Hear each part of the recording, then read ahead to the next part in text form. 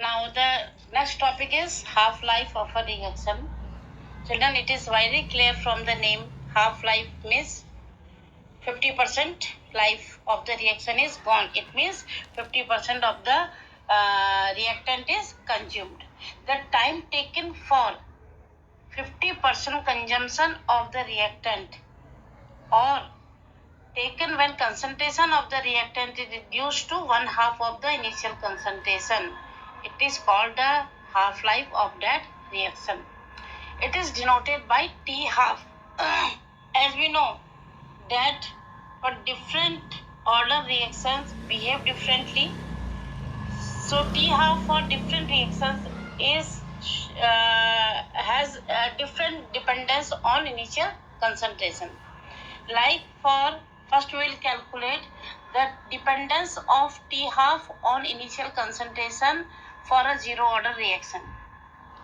Clear? Now for a zero order reaction we know the integrated rate equation comes to be K is equal to R0 minus R upon T, where we know R is equal to concentration at time T. When T is equal to T half, R will become R0 by 2. Putting the value of T and R, we will get K is equal to R0 minus R0 by 2 upon T half, or T half comes to be R0 upon 2K.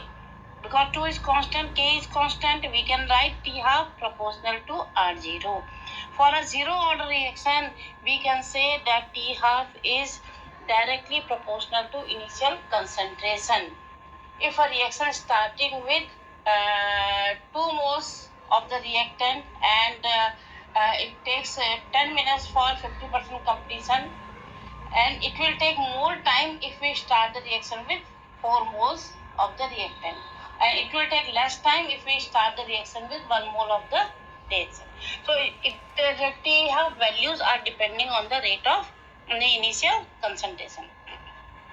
Now coming to the T half for a first order reaction. As we know, the integrated rate equation for first order reaction can be written as K is equal to 2.303 upon T log R0 upon R. Again, R is the concentration at time T, R0 is the initial concentration. Now, when T is equal to T half, R will be R0 by 2. Putting the value, we will get K is equal to 2.303 upon T log R0 upon R0 by 2. R0 cancel. We will get K is equal to 2.303 upon T half log 2. The value of log 2 is 0.3010. Putting this value in this equation, we will get K is equal to 0.693 upon K. In this expression, R0 is not there, indicating that T half of a first order reaction is independent of initial concentration.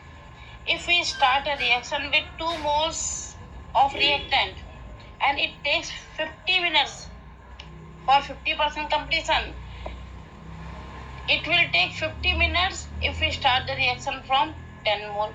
It will take 50 minutes to get 50% completion if we start the reaction from 100 moles. So whatever the initial concentration, T half means the time taken for 50% completion will always remain same.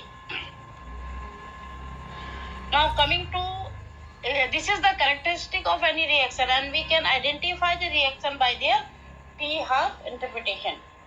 For any nth order reaction, the T half can be written as T half is equal to 1 upon R0 n minus 1.